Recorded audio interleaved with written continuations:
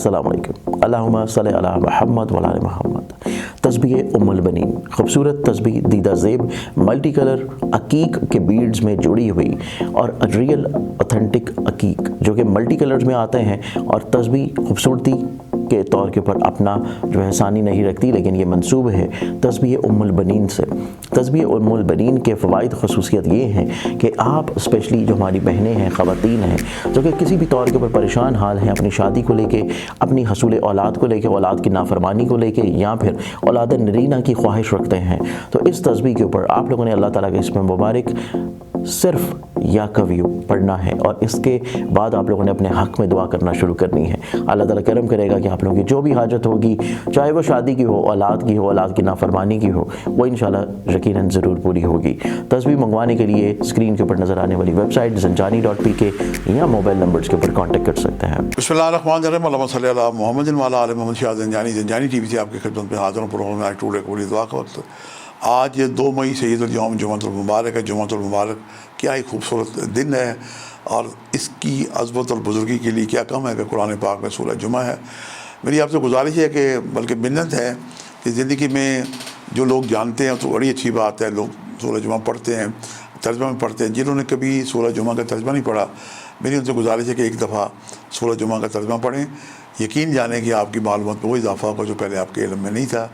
جمعے کی اہمیت، جمعے کی عظمت اور جمعے کی بزرگی جو ہے، یہ جناب اس کا اجر و ثواب عبادت کا، صدقہ اور خیرات کا کئی گنا بڑھ جاتا ہے۔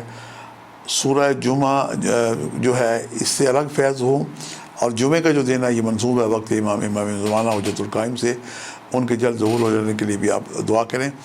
اپنی کم علمی کے اعتراف کے ساتھ میں یہ عرض کرتا ہوں کہ جمعے کو 3 وقت ہوتے ہیں قبولی دعا کے۔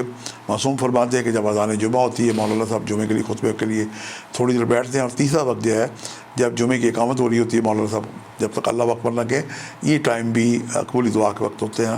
اور معصوم کی جو ارشادات ہے کلام الامام امام الکلام، اس میں کوئی شک نہیں۔ میں نے اپنی کم علمی کے اعتراف کے ساتھ جو وقت نکالنے کی سعادت کی ہے، یہ پہلا وقت صبح 3:31 سے لے کے 4:01 کا وقت ہے، اور دوسرا 12:13 سے لے کے 12:33 کا وقت ہے، اور تیسرا وقت رات 10:31 سے لے کے رات 11:01 کا وقت ہے۔ یہ تینوں وقت انتہائی مجرب اور قبولی دعا کے وقت ہیں۔ ملائکہ کا ایک گروہ دنیا آسمان سے آیا ہوتا ہے، تو آج بہترین عمل ہے کہ آپ درود شریف پڑھیں، کثرت سے پڑھیں، یا کم از کم 313 پڑھیں، اور درود پاک کے رخ کے درمیان میں وقفہ کر کے دعا کریں۔ بہترین صدقہ یہ ہے کہ جو بہنیں ہماری گھر ہوتی ہیں، لیکن ارد گرد جو لوگ ہیں ان کے صلہ رحمی کریں۔ جو لوگ جمعے کے لیے جاتے ہیں، مسجد کی 4 دیواری کے اندر لوگ صدقہ اور خیرات اکثر طلب کر رہے ہوتے ہیں، ان کی مدد کریں۔ کیا ہی خوب ہے کہ اللہ کے نام پہ آپ اللہ کے گھر میں ہی اس کی مدد کریں۔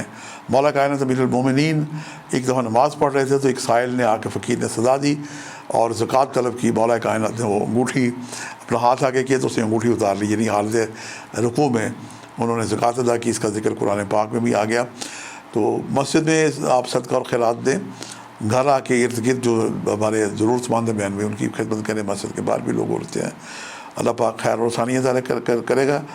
اور میں بات کو تیزی سے بولتا ہوں، میرے تلفظ میں کچھ ہو جائے تو مجھے معاف کیجیے گا۔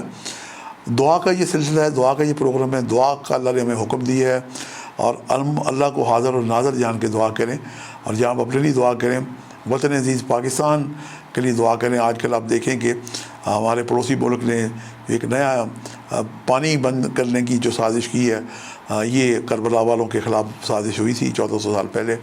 دعا کریں کہ اللہ تعالیٰ مولا حسین کا بھی نام زندہ ہے، اور عالم اسلام کا بھی نام زندہ رہے۔ پاکستان کے جو افواج پاکستان ان کے لیے جوانوں کے لیے، پاکستان کے مضبوط دفاع کے لیے بھی دعائیں کریں۔ آج کل اتنے شاہ زنجانی کو اجازت دیجیے گا، بشرط زندگی۔ کل ایک نئے پروگرام کے ساتھ ملاقات ہوگی۔ خدا حافظ۔